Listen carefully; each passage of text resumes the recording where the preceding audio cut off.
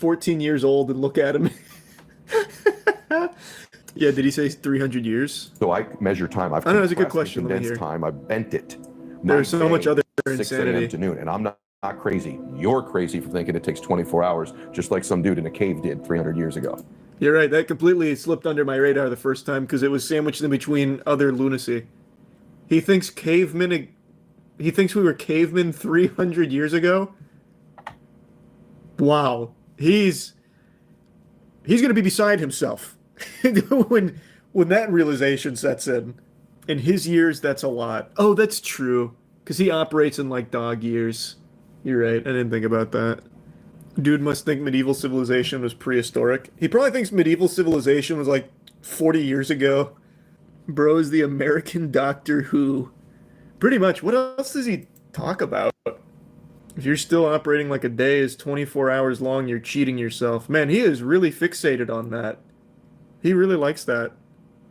You do not believe in a 24-hour day. Heck no. You know, it's the dumbest thing in the world that we still measure time like we did 100 years ago. Really? If I wrote you a letter 100 years ago, I'd have to write this thing out on some ink, strap it on the back of a horse's butt. Right. 30 days later, you might get it. Are you fucking stupid? Brother, 100 years ago was 1925. What is up with his perception of time? Holy shit. What? Now, we were cavemen back then. True. We were all horse and buggy. We had to use quill and fucking turpentine, scarabs, and all kinds of stuff. Fucking pyramids were under construction back then.